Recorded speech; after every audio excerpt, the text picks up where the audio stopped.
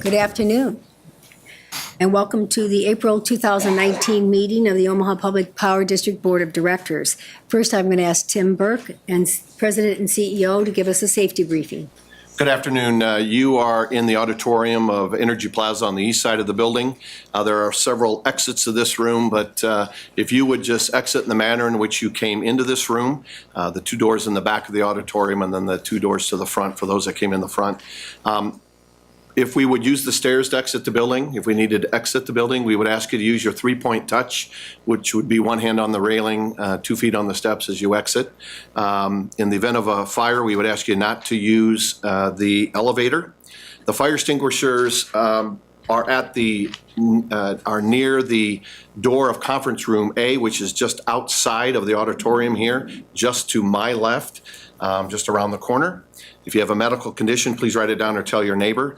The AED and the first aid kit are on the brick wall to the right of the cafeteria entrance, one on top of each other. Is there anyone in this room certified in the use of an AED or in CPR? So very good, thank you very much. In the case of a fire, again, please do not use the elevators. And could I have the security team call 911 in the event that we need it, and probably 3700 as well. And in the event of a tornado or severe weather, we would be directed to a safe part of the building, and there's a couple areas where you will be directed by our security staff to go, whether it would be to the west garage or whether it would be to the call center area. So with that, that concludes the safety briefing. Thank you, Mr. Burke. Now let's run through a list of our guidelines for the conduct of the meeting. First and foremost, please silence your electronic devices. This regular board meeting will follow the agenda made available to the public upon entering the meeting. The meeting is streaming live on the internet at OPPD.com. Our regular board meetings have public comment periods on the agenda. Following board discussion of each pending matter, I will ask for public comment before bringing the matter to a vote. Also, prior to adjournment of the meeting, you will have an opportunity to comment on any other OPPD matters. If you wish to speak, please approach the microphone to your far left and state the name and address, your name and address, and state the name of any organization or person you are representing. Organizations should choose one representative to speak on their behalf so as to avoid repetitive commentary. Comments made by all parties during the meeting are a part of official public record. Each individual will be allotted 3 minutes per matter pending at the discretion of the board. To assist you, we use a red, yellow, green light indicator to ensure each member of the public receives a consistent amount of time. Ms. Henners will signal you when 30 seconds remain, as well as when his time is up. Please direct your comments to me, not to other board members or the executive team. I will either respond to you directly or defer response to another board member or officer of the district. If you brought written materials, Ms. Henners will receive them on our behalf. Ms. Henners, will you please take roll? Bogner. Here. Kavanaugh. Here. Gay. Here. McGuire. Here. Mulhoff. Here. Moody. Here. Williams. Here. Yoder. Here. Announcement regarding public notice of meeting. Notice of the time and place of this meeting was publicized by notifying the area news media, by publicizing same in the Omaha World Herald and outlets, by displaying such notice on the arcade level of Energy Plaza since April 5th, 2019, and by emailing such notice to the district's directors on that same date. A copy of the proposed agenda for this meeting has been maintained on a current basis and is readily available for public inspection in the office of the district's corporate secretary. Additionally, a copy of the open meetings law is available for inspection in the public meeting book located in this meeting room. Agenda items are as follows. Item number 5, approval of the January and February 2019 comprehensive financial and operating reports, March 2019 meeting minutes, and the April 11th, 2019 agenda. Item 6, SD3, Access to Credit Markets Monitoring Report, Resolution Number 6317. Item 7, 2019 Railroad Easement Acquisitions, Resolution Number 6318. Item 8, 161 to 345 kilovolt substation electrical equipment, Resolution Number 6319. Item 9, STP ACSS Conductor, Resolution Number 6320. If there are no corrections, changes, or additions to the consent agenda items, I need a motion and a second to approve the items. We have a motion and a second. So moved. Second. Are there any comments from the board on any of these items? Are there any comments from the public that would like to comment? If not, can we have roll call? Wagner, Yes. Kavanaugh, Yes. Gay, Yes. McGuire, Yes. Moloff, Yes. Moody, Yes. Williams, Yes. Yoder. Yes. All right. Okay. Now we are going to have a president's report. Tim Burke is going to give us a report on the flood update. So I'm gonna not talk at all, which would surprise most people in this first couple of rows here. But we're gonna let a video speak to this. Andrew Rogers in our corporate communications group, actually in our innovation group, has been loaned back to Corporate Com to kind of put together this video of some of the great work that our men and women at OPPD did through the course of the March 2019 flood. And I'll talk a little bit about that in my president's report about what we're doing now in preparation for some increasing river levels. But we'll let the video speak to itself. The historic March 2019 flooding was one of the worst disasters in recent memory. The floodwaters damaged many homes, businesses, and even threatened OPPD's plants and electrical grid. But we weren't going down without a fight to protect ourselves and the community. Electricity is the lifeblood of a community, and keeping that electricity on not only helps us to withstand, but it also helps us to restore. We'll explore the effort OPPD employees put into keeping the lights on and some examples of going beyond the call of duty. This flood was unique in 4 ways that led to the historic event we experienced. We'd been trying to discharge a lot of water out of the dams. Temperature started melting everything, but the ground was still frozen. On top of that, we had rainfall. Water started running off, went into all the lakes, streams, and dams throughout the area. With water comes new hazards. Water coming out of the river systems, it usually brings bacteria, trees, animals, and so the water itself becomes a hazard. Work at Fort Calhoun Station had already begun to shore up its levees and barriers. The lessons learned that we captured from the 2011 flooding event helped us be incredibly prepared for this particular event. Accountants, human capital representatives, and vice presidents worked alongside substation crews and nuclear engineers to protect the plant and the substation. With Fort Calhoun well on its way to completing its barriers, water level conditions started to rise quickly. That peak went from 1,003 to 1,005 to 1,006. Then it's like, we got work to do. With new challenges becoming clear, OPPD had 2 days before the floodwaters peaked to come together, and fast. We look at impact to employees, so that's safety is always number one. Impact to facilities, impact on operations. So if any of those 3 things are impacted, then BCP is activated, which means we bring in the entire 50-person emergency business continuity team. We go to 24/7 staffing. Many other people immediately, within minutes of the activation, they came on board and they started leading their respective teams. It was amazing. It was not a panic room. It was a communication and coordination room. There's a lot of players, but it was segmented in different areas, and it actually made the coordination a lot easier. You can see how somebody's asking a question, other people join in to help figure out how to support the question that's being asked. I felt honored by being in the room with people. As crews moved to Nebraska City Station, Unit 1 was in an outage. Our outage team stopped work and turned to fortifying levees and substations. As a precaution, we shut down Unit 2, which put OPPD in a unique generation position. We had to take Unit 2 off because we were concerned really about people safety, about what happens if a levee does breach or what happens if the water comes over the levee. And to make sure that the transmission flows through our system, we're operating correctly, we had to really call on our peaking units to start generating to give us the stability that we needed in the Omaha area. We also had all 5 units at North Omaha running through this whole event. They start up, they come down, that's the nature of that beast. But man, they ran for long periods of time, almost 10 times more hours than they have traditionally run continuously. Was critical to keeping our generation going and keeping power going to our customers. As the floodwaters rose around the tributaries like the Platte River, communities became islands as roads and bridges were underwater. A line crew and electrical designer were cut off in Fremont. The business continuity team planned to get them back by boat, but the crew only had one response: who will be here to fix outages? They stayed living and working out of their trucks for almost 3 days. They were able to keep a substation pumped, do complicated switching, and restore power to many before returning home.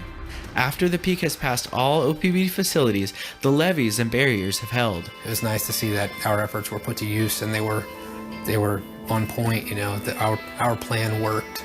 It made you feel good about what we do. Generation resumed at Nebraska City, and our work turned to getting folks back on. Our core values of passion to serve, care for each other, and honor our community shone strong during this flood. You know, our number one thing is safety of our employees, and then two is keep the lights on. We did that for almost all of our customers. See, they were up to the task. They had the right skills, knowledge, and abilities and the resources to respond. I'm incredibly proud of this organization. It is truly a family. We care for each other, we honor our community, and we have a passion to serve that was demonstrated during this recovery event. It's that kind of teamwork, not only within OPPD, but outside of OPPD, that I feel probably the proudest of in what we did and how we did it. It's let's do the right thing, but let's do it in the right way. And I think we lived up to that in this 2019 flood. But this is not the end. We continue to work with our community to re-energize those returning home. We continue to strengthen our infrastructure, and we continue to be your energy partner. We have several folks in the audience that I'd just like to introduce, if they wouldn't mind. You don't have to stand, you can just wave if you want. And they're members of the leadership of our collective bargaining units that really were the heart and soul of a lot of the work that went on across the district, from sandbagging to just unique operations for keeping things running and working. We have Mark Salerno and Danny Begley with Local 1483 that are here representing members of our 1483 union, Scott Palma and Bart Schramm with Local 31, and Steve Redler with Local 763. And so Scott and Bart are part of our machinist union, and Steve Redler is with our Local 763, our line technicians and substation electricians and steam fitters and others. Doug Madison would have been here, but he is actually sandbagging up at Fort Calhoun based on the most current projections of the Missouri River. So I think there's an action that we would like to do to recognize all of our employees for their great work. Thank you very much, Tim. I know everyone here, all the board directors would like to, make a comment, and we'll give everyone time for that. But I just want to thank all of the entire OPPD family for all their work. They always, on the OPPD Listens thing, they said, oh, we're not heroes, but I disagree. I think you're all heroes. The entire company is a hero for the way they performed. In addition to that, their families are heroes. Just think the amount of time that this takes away from family and the worries that the families have about the safety of their own loved ones when they're doing this. So, and maybe, they say it's just a regular part of their job, but that's what makes OPPD so great, that's the way they feel and that's the way they are, the passion that they have, I really appreciate. It's important to realize that some of our employees and customers are still experiencing the effects of this flood. A lot of them, have had damage to their own homes. Also, some of them have to have the travel time has doubled or tripled trying to get there. Some people live in Iowa where it's very, very difficult to find ways home, so we appreciate that. And on top of that, we recognize that the big mow is still there, and there's a lot of snow up north still, and we have many challenges forward, and I appreciate that, and in advance I appreciate all the work that you're doing. Just another example that Doug Madison's up at North Omaha, at Fort Calhoun. I do want to mention North Omaha. They are also, that saved our butt, frankly. Maybe I shouldn't have said that in public, but it did. And kudos to North Omaha and all those up there that kept North Omaha going full steam ahead. So we really appreciate that. Now, if anyone else we would go down the line, you can give comments. I'll start. Excellent demonstration of coming together as a team and following a plan that was built upon during the horrific flood of 2011. I think that what I'd like to focus on is, Ann had mentioned that, a lot of our employees are experiencing personal stress. And I think that I want to encourage everyone that if they're experiencing that, we have benefits in place to help you through these situations. And sometimes the stress is residual and can last for a period of time. So please reach out to Human Capital and make sure you're getting the support you need. Yeah, I would like to just recognize and appreciate all of the planning and execution that went into being ready for this event based on our experience in the past. I received a direct phone call from Tim about the situation to make sure that I was up to date, and I assume others did as well. We received email updates about the business continuity team and their actions.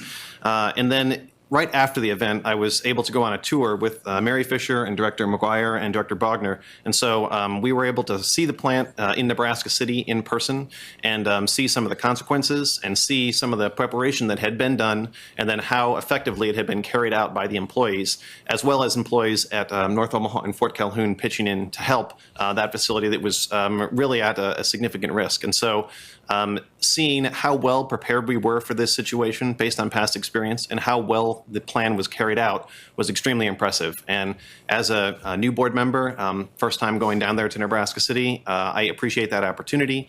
It was under an unusual circumstance of both following the flood and during the planned outage. And so that was very eye-opening to me. And I thank you to the employees who were there to talk with us and show us all of the different facilities and explain the relationship between the water that's necessary from the river to keep that plant operational effectively and the dangers that the river does pose, and explain how well we did react when really tested to the greatest degree. So again, thank you very much to everybody for your dedication and carrying out everything that happened over the last several weeks. I do sincerely appreciate it. Yeah, I'd add on that. First of all, thank you to all the employees. It's amazing the stories we've heard, and it's just so inspiring to be a part of this in a little way we are as a board. I mean, you do all the work. So thanks so much. And just the benefit, I was just thinking the time, the efforts that are going in, how that helps speed up the recovery. I mean, if we didn't have the power, we're really in a jam. But anyway, I was also glad to see this. I wasn't around in the last flood. Not many of us were, I think, 2 board members. But I'm glad we put something down and that we got this down for history, because these are historic floods. Unfortunately, they're happening a little quicker. But I'd love to see somehow if we can get this out beyond this boardroom and out to the public, however we're doing that. Because I think, you come home and you flick on the lights, you watch TV, you do all your daily while these guys are out, men and women are out working very hard. And I think our ratepayers need to know that. Yeah, so if we can do anything, do that. But again, thank you everybody for all the hard work, and hopefully we'll get through this and kind of move forward and get past this flooding stage. So thank you, employees. At least for me as a board member, you spend so much time thinking about what you think are the big issues and what the future of the utility is. And you forget about the fact that we've got to deliver every day without fail. And for me, it's unfortunate that this is a mechanism by which I get reminded of that. But there's no question that the ability of this organization to be resilient in the face of something so significant is beyond impressive. And it reminds me that from every single corner of the organization, whether you're, the CEO or the people that are out in the field and everyone in between, I'm continually impressed by everyone that I interact with. And thank you to everyone for the exceptional work. I know it's taken a toll on some of you. There are long days away from your families, and I'm sincerely appreciative of all that work. I'll add my thanks, of course. If I had a musical cue, I'd do fanfare for the common man. It's the strength, the dignity, and your ability, your willingness to go above and beyond is much appreciated. I live in Cass County. I live on rural water, and so I understand the importance of infrastructure. And the long number of hours and the willingness to put in the extra effort to keep that infrastructure going strong.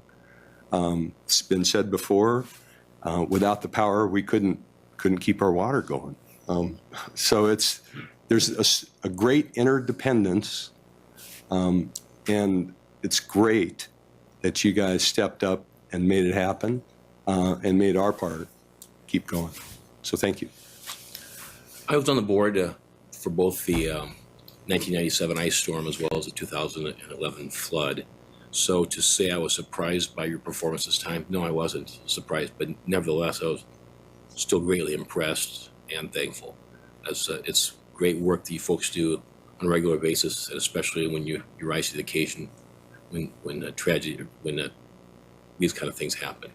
It's hard to even relate a flood to a tornado or an ice storm. I mean, the anticipation and then the length of the destruction itself is so much longer on something like this flood. I mean, we knew it was coming. We knew how long the damage was ongoing, and then the recovery afterwards. I mean, they're all bad. Tornadoes, I mean, the ice storms are difficult to deal with. This has to be so much more challenging, and hopefully we won't see it again. Thanks again for the great work you guys do. Appreciate it very much. So I live in Ashland, and we did have flooding there too, but the crew in Ashland, I tried to catch them a few times, and they were always gone early in the morning, late at night. And so I know the hours that you put in, appreciate that there were so few outages that weren't actually just directed by NEMA, and that overall the outcome was good. The more I interact and see the employees and the management of this organization, the prouder I am of all of you, and my heartfelt thanks. Thank you. Jim, would you like to? We have a employee recognition. We'd like to read a resolution. Well, would you like to do that? Yep. Whereas in March 2019, the eastern Nebraska and western Iowa region experienced flooding of historic proportions on the Missouri, Platte, and Elkhorn rivers and tributaries.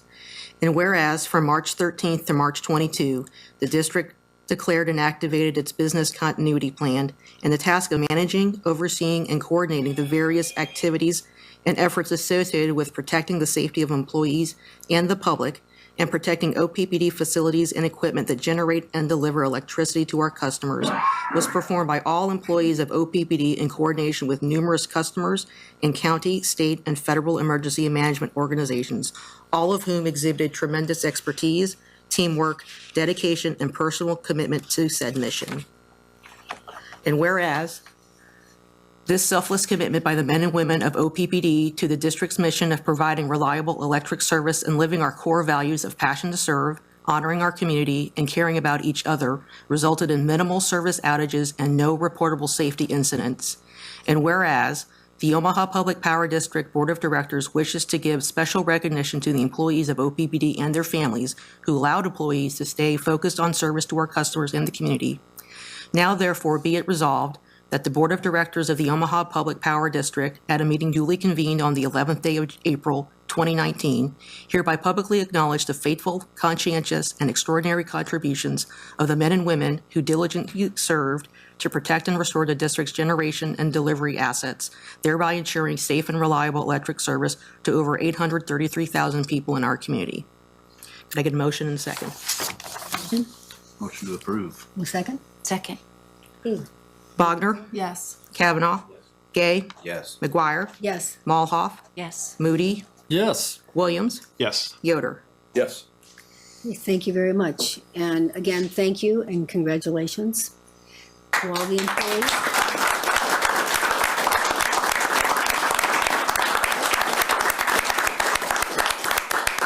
And the one thought that Director Kavanaugh said, that it didn't really surprise him, and I think that shows that that is true. It really didn't surprise me that you were going to function like this, because that's the culture of OPPD and the passion to serve. And you've always done it, and you'll continue to do it, and we really appreciate it. Next, Tim, you have a president's good. report? Yes, I do. And before I do that, I'll just give a quick update on current river conditions. We were notified earlier in this week, obviously with the forecast of potential rainfall and snow and beginning the spring melt in different parts of the region to the north, that we may be seeing increasing Missouri River levels in the coming days. Happy to at least tell you today at 4:25 in the afternoon that the river levels are not rising as quickly or as substantially as they originally projected. So that's a good sign, but I will let the board know and the folks that are listening and in this audience here that after our board committee meeting on Tuesday, the senior management team kind of got together based on the forecasts that we were hearing and the meetings and the conference calls that we were on with the National Weather Service and the Corps of Engineers, that we would institute our business continuity plan at level 1, which is continually monitoring, and we'll continue to do that. And we'll do that for at least the next 24 hours or so until we get a better indication of what those releases may be and what the runoff may be that would impact not just the Missouri River, but certainly the Platte River and the Papio Creek as well. And so we'll continue to do that. And it's really just an opportunity for us to continue our mitigation. As I've said, one of our union presidents was up at Fort Calhoun doing some additional sandbagging and reinforcement, but we'll continue to keep those mitigation strategies in place to protect, 1, electric service to our customers, 2, safety of our employees and safety and to the assets that we have in place that are so critical to this region. So we'll continue that, and we'll update the board as we have new information, and certainly we'll do that publicly in the work that we've done over the last couple of weeks as well. So very good. That's a quick update. So let me talk about the President's report, and you'll see kind of the impacts of the March, it's terrible when you got to call it the March 2019 flood impact. And now we're in the April 2019 flood impact. But you'll see some of that. Our baseload generation, Nebraska City Unit 1, as was said in the video, was removed from service in February 22nd to begin a relatively long outage. And so we had not only many of our employees, but contractors on site to begin to do that work. Nebraska City 2 was up and operating, but several days into the flood, there was this expectation or concern about levee breach or overtopping of the levee based on some forecasting that we saw. We saw about a 2-foot greater increase in the river than maybe was forecasted. So we took that plant down, had only emergency people at the site to prepare for the mitigation. And then shortly after the flood crested and began to go down, then we mobilized, started up Nebraska City 2 again, and began to continue our outage at Nebraska City 1. And so the extension of that outage may be extended by 6 or 7 days based on kind of the impact of the flood that we saw. So you see some of those capacity factors being lower. That's really the reason why. Units 4 and 5 are lower, are higher than you've seen in previous months because we needed that energy to support the stability of our region. And so we see those capacity factors at 82.4 and 97.1. Our peaking generation, which I started to report on a couple months ago, I'll just share with you a little bit about what you saw in the month of March, but what you've historically seen. And so you saw Cass County with a capacity factor of 15%. Which is pretty significant for a peaking facility. Again, as I said in the video, they operated about 10 times what their longest continuous run was at Cass County. And so the men and women there did just an exceptional job of maintaining those units to keep them operating to maintain stability in the region. In March of 2018, the capacity, and 17, the capacity factor at Cass County was 0. We did not need them, and typically don't need them this time of year, except for stability reasons. Jones Street capacity factor in March of 2019 was 0.2%, as recognized here in the slide, and in March of 18 and 17 was 0. Cass County had a capacity factor of 4.7%, and in previous years it was 1.4, and in March of 2017 it was 0.5. And so you see units 1, 2, and 3 as well. We would typically not use them and haven't used them for approximately a 12-month period of time. And so our folks were able to take those units and on natural gas begin to generate those units, and they did some amazing work to get those units up and running. So just a little bit about our base load, our peaking generation. And then our renewables. Our renewables contributed to about 31% for the month of March, and year to date to about 29% of our retail sales, with capacity factors for the month of 40%, 40.4%, and for the year at 43.9%. The next slide I want to talk about, this Sunday there was a group of several OPPD employees that attended the Inclusive Communities Humanitarian Brunch. And it was at that brunch where we identified our Lead Diversity initiative. And so this initiative will begin in the fall, and OPPD will be a sponsoring partner of this. Lead Diversity is a year-long experiential program designed for leaders from the greater Omaha community to raise awareness on diversity issues, build their leadership skills, and enhance their network. And OPPD is the founding sponsor of this inaugural program for the next 2 years. This really begins to think about kind of the work that we've done, certainly Mart and her team have done with inside OPPD, but how it's being valued all across the community. This program was originated by a counterpart of Inclusive Communities called the Diversity Center of Southeast Ohio in Cleveland. We identified that as being one of best programs in the United States, and we'll begin to do that. And we're in collaboration with Inclusive Communities, the Greater Omaha Chamber, the Not-for-Profit Association of the Midlands, the Business Ethics Alliance, and the Urban League of Nebraska, as well as Blueprint Nebraska, which have all identified diversity and inclusion an important part of our talent proposition here in this region. And since I've been raising money for that for the Omaha Chamber over the last year and a half, it's a pretty incredible component of what we need to have in this region. Lead Diversity will start with about 20 participants in its first class, and then approximately 35 in additional classes. So they'll be from various corporate, non-for-profit, governmental, community organizations. Each session will help participants explore the concepts of diversity leadership and to analyze its personal, workplace, and community impact. So we're really proud to be the premier sponsor of Lead Diversity, which places OPPD as a leader in economic development, workforce development, and diversity inclusion in Omaha. And we're excited about our leadership role in this program and its long-term, even short-term impacts of how it will impact this region as well. Next, I want to talk about our Women's Network. Our Women's Network invited all of our employees to participate in a fundraiser for the Ronald McDonald House. The Ronald McDonald House collects pop tabs and they do that across the United States.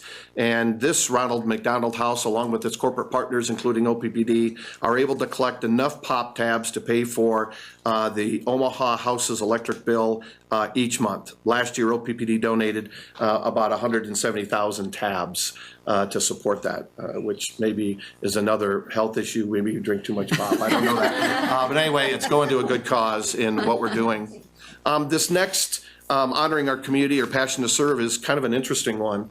We got a variety of our technologists, our engineering teams together to partner with Children's Hospital, the Munroe-Meyer Institute, UNO, UNL engineering students put together 10 cars for kids. And what we do is that these are kids that cannot use their feet to either press the gas pedal or the brake pedal. And so what we do is we, along with our employees, help modify these cars so that those cars can be operated by hands of these young kids. And it's just a great opportunity on how we're collaborating across the community on a specific resource in partnership with the Munroe-Meyer Institute as well. So just a great opportunity of some of the things we're doing in the community to help a variety of different of our customer owners. in interesting situations. We did and participated in and sponsored the Connect the Dots in Syracuse, Nebraska. Connect the Dots was held on April 2nd at the Kimmel Event Center in Syracuse. Approximately 150 students from Syracuse, Dunbar, Avoca, Johnson County High Schools participated in this day-long event, which was sponsored by OPPD, the Syracuse Area Economic Development Corporation, and Countryside Bank.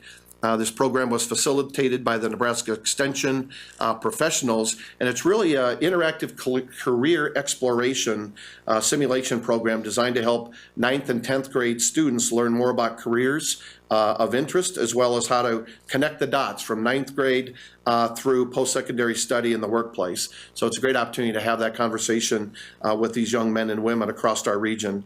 It was really, the simulation is based on student interest. It's highlighted by interaction with community representatives from 16 career clusters identified by the Department of Education, along with military options. The career readiness workshops focused on resume development and employability skill development. And OPPD had representatives from our engineering technology part of our organization, as well as information technology as well. So it's a great opportunity for us to participate. And as you've read in the paper over the course of the last several weeks, talent, to keep the talent within the state is really important, and we're giving these students the opportunity to really understand what kind of great careers we have, certainly at OPPD, but across the region.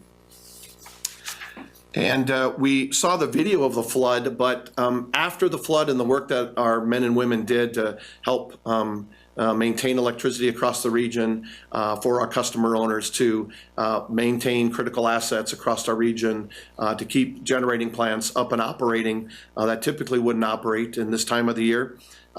It's after the flood impacts that I'm also very proud. I know Steve Vanslaw here is here representing many of our employees that participated in that. These occurred kind of over Saturdays and Sundays, where different jurisdictions would bring in families and homeowners of affected areas. And so a couple of those we had attend on March 29th in conjunction with the Sarpy County Sheriff's Department and Office, as well as the Bellevue Junior Sports Association with the Sarpy County Emergency Management, talking to the homeowners that were impacted, understanding how we would proceed with restoring power in areas that we could restore power, what that process would look like. And just to give you an example, I'm going to use a Hawaiian Village example, where we were working with Sarpy County Sheriff, Sarpy County Emergency Management, with the inspectors responsible to make sure that we could then energize homes. And so we had our employees, our electric service designers, many of our men and women out there talking face-to-face with homeowners that had pretty significant impacts to their homes, and telling them what the process was going to look like. And then following right behind us were the inspection crews that were going to inspect, and then our line crews who were going to energize. And it was just a great coordination across many governmental agencies and organizations. We did that in Valley as well, where we had meetings on April 5th and 6th at the Valley YMCA, and on April 7th and 8th at the South Roads Mall in Bellevue. And so just so proud of not only the emergency stuff that we did within the OPPD structure, but the interface work that we did in the community, and many of those men and women that were impacted by the floods and will remain impacted for long periods of time. And we'll continue to have that discussion and dialogue with them for weeks and months to come. And lastly, as I conclude my President's report, I want to talk about Michael Formanak. Michael was a lineman who died on January 19th, 1981, after making contact with a live circuit while working on a pad mount transformer on the west edge of Elkhorn, Nebraska. He was only 36 years old, had been with OPPD for 12 years at the time of his death. He was survived by his wife, Carol, his two sons, Jason and Alan, his parents, 4 brothers, and one sister. And this just reflects on all of the emergent work that we did over that 2-week period of time. We were able to do that with no injuries. And it just speaks to the commitment of our men and women to focus in on safety of not only our employees, but the safety of our customers as well. And I'm just very, very proud of all of them. So that concludes my President's report. Thank you. Thank you very much. Do we have any directors that would like to make any comments? I think we have. Yeah, absolutely. First of all, regarding the Nebraska City tour, Director Molhoff, I apologize. I don't know what I was thinking. I think I got distracted because when we were down there, Director Molhoff was there with me. I'll be going next week. I don't know what I was saying. I think that 1 million horsepower engine that we had, and they told me it was 997,000, so it's not technically 1 million, but I was thinking back about all the complexity and all the interesting stuff that we saw, and so I apologize for getting some of the interpersonal stuff wrong. So, anyway. And then additionally, I appreciate the new Lead Diversity program. I was at the Inclusive Communities Brunch, and that was an excellent event. And I'm very glad to see that Mart and your team are working on helping to connect our community, both between employees and to the members of our community, the ratepayer owners of the utility, and expanding ways that we recognize each other's lived experiences and incorporate that into our core values. So thank you for developing that. I'm very excited to see that moving forward. And then last, this Saturday is Earth Day Omaha. And that's a great event, and I appreciate the fact that we continue to support that event, that we will have a booth there, that we'll be doing a lot of direct engagement with people in the community, talking about some new exciting programs, including the Community Solar Program, which Director Yoder, I don't know how you're doing on getting people in your district to sign up, but I've asked if we can figure out how to count different shares in different districts, so you better watch out. I think my district is doing well. As is mine. So we're gonna get numbers, and we're going to see how that's going. But talking about that program and encouraging people to sign up for those shares to support that program in Fort Calhoun. And then also talking about ways that OPPD is preparing for the new energy economy and taking advantage of opportunities to strengthen and improve our communities through conservation and energy efficiency and new generation opportunities here in Nebraska. There's an American Wind Energy Association report this week that talked about Nebraska being the fastest growth in wind energy in the country.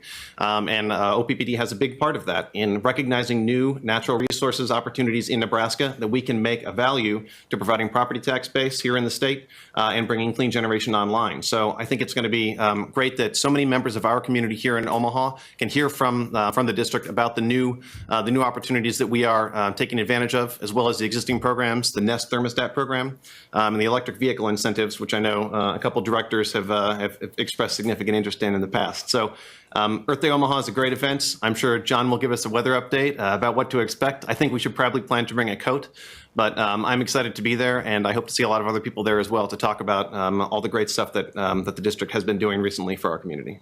Thanks. Thank you very much. Any other comments from fellow directors? No, I just wanted to say that I did tour Nebraska City. I had not been there. I'd been to a Gerald Gentleman before, but seeing the plant during a maintenance outage was very cool. Impressive. And again, I was overall struck by the commitment of employees, their dedication.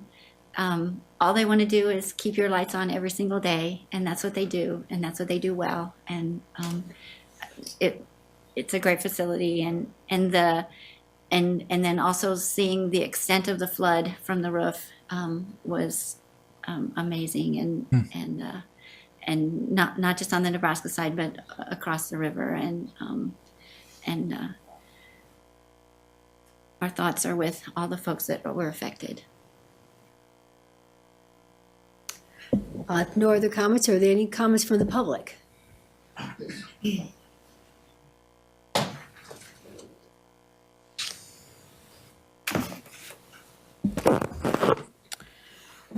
Chairwoman McGuire, my name is Mary Ruth Stegman. My address is 4512 Pierce Street. My zip code is 68106. I am co-chair of Omaha Together One Community, or OTOC's Environmental Sustainability Action Team. I would like to speak today about SD2 that I understand the board will review in May. In November 2015, OTOC opposed the present OPPD fixed rate because it incentivizes high energy users. This essentially encourages emitting more carbon dioxide and other pollutants in the atmosphere. A second reason OTOC opposed the present fixed fee is that it is regressive. Low energy users, often those who conserve electricity and/or are poor or live on fixed incomes, subsidize high energy users who might easily pay more for their electricity. Data published in the Omaha World Herald on January 9th this year showed that low energy users have experienced an average increase of 12% in their bill, while high users have experienced 6% decrease in their bills. This certainly is regressive. Over the past year, my monthly use has been 248 kilowatt hours. I am a low energy user. So I'm paying for somebody to put more carbon dioxide in the atmosphere and warm our climate. Oh, and I will be purchasing 5 OPPD's community solar shares. Thank you. And at OTOC's next environmental meeting in May, we will be discussing the benefits of OPPD's community solar program. But at OPPD's rate calculator site, in the Pay It Forward section, customers are being asked to donate what they have saved due to the new rate structure to the Energy Assistance Fund. Might it be fair to charge all OPPD customers a fixed fee close to the $12 that is in line with comparable Midwestern cities, and charge a kilowatt fee that reflects the actual use of electricity? 30 seconds. Or might the board also consider a tiered rate fee similar to that used by the Lincoln electric system? Thank you for listening to our concerns about the rate structure. Okay, thank you.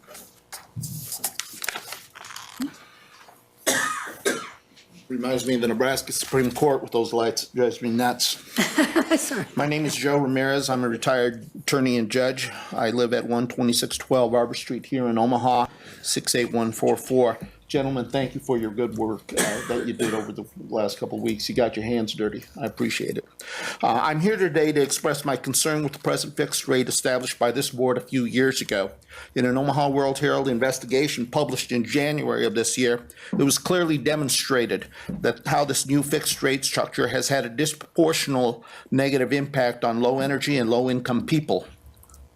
Put another way, it's unfair. The United States Federal Reserve released a study last year entitled Report on the Economic Well-Being of U.S. Households in 2017, which stated that if faced with a $400 unexpected expense, 40% of adults said they would not be able to pay it or could only pay it if they borrowed money or sold something.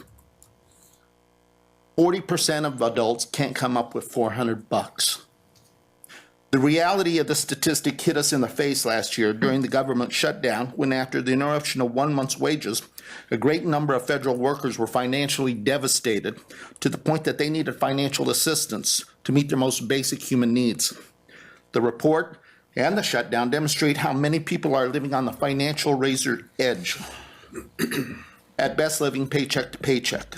A few dollars here or a few dollars there are significant to their well-being. Think about that for a moment. Do water pumps ever go out on cars? Do we ever need to replace tires on our cars? Do furnaces ever break down? How about medical expenses? Are they always covered? These aren't luxury items. Neither is food or electricity. They are all necessities. And when it comes to electricity, you're the only game in town. Next month, when you reconsider the fixed rate structure that you established, do not pit electricity as choice poor people living on that financial razor's edge have to make against having a warm home or a hot meal or a needed medical pill. Rather, make this fixed structure more affordable to people of limited means. These low-end users experience a 12% increase in their total electric bills, while high-end users saw a 6% decrease. 30 seconds. OPPD's vision statement, thank you, articulates that you are to exemplify social and environmental responsibility. Your strategic directive policies are an attempt to put flesh on this vision by stating you are to monitor affordability and to promote efficient use of resources. Vision, your vision, improves the closer we get to an object, and those directives can be more fully met by fixing the fixed rate structure currently in place. Thank you for your time. Thank you very much, Thank you. Mr. Ramirez.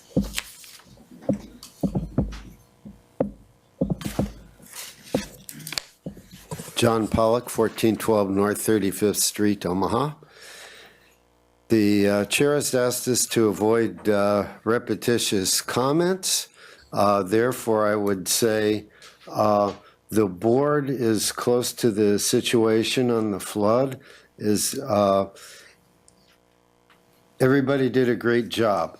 The thing that I find particularly impressive is to have no reportable safety incidents while doing all that hard work, because I know that when you're under the crunch, that's when the accidents are most likely to happen. So I particularly appreciate the fine job that everybody did under the circumstances and did safely. It's really marvelous. I would also echo my agreement with the comments of the previous two speakers. As far as the weather goes, yes, it will be cold on Earth Day. They keep moving it earlier and earlier. Seems like it used to be in late April. You're running against the odds. As far as the flooding situation goes,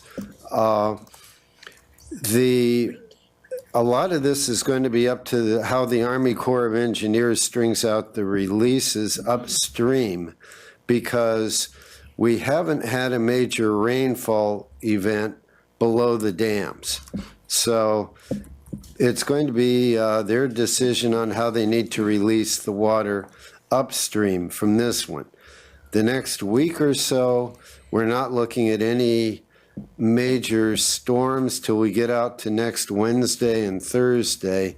The next storm system looks like it's going to mainly affect areas to the south and east of us, as far as we can tell right now. Forecasts a week out are kind of touchy. After that, it's still an active spring weather pattern. Unfortunately, we've had a heck of a lot of precipitation in our area and further north, and there's going to continue to be snow melt and spring runoff to an excessive degree. So we don't have that margin of safety that we often have going into the later part of the spring when we're more susceptible to heavy local rain events. But so far, you've done great. I would be very surprised to see the amount of water come out of the Elkhorn and Platte that came in March. It would take a heck of a summer rain to do that one. So hopefully that'll continue. Thank you. Thank you. Thank you, John.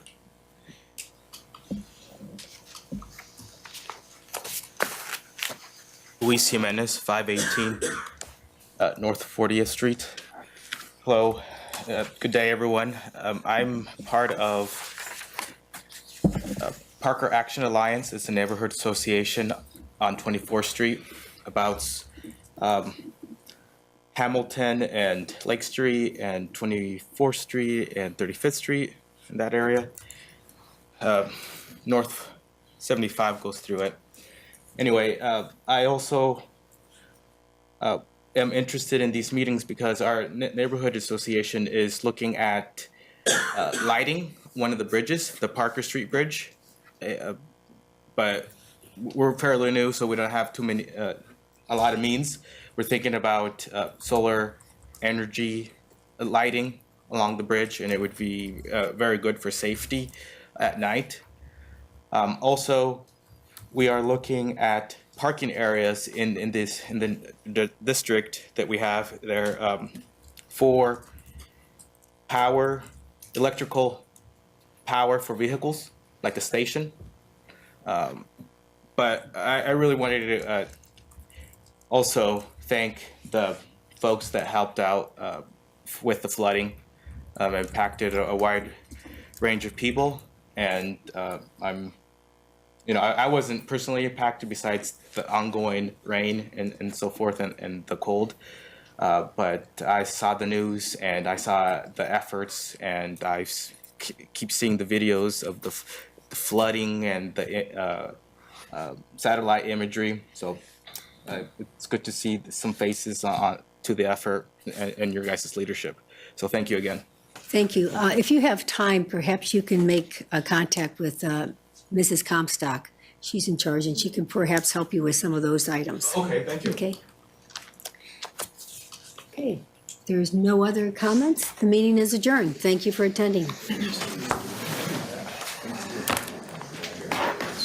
be so much fun. Hey, Troy. This weekend, you mean? Yeah, the path is in good shape. Right.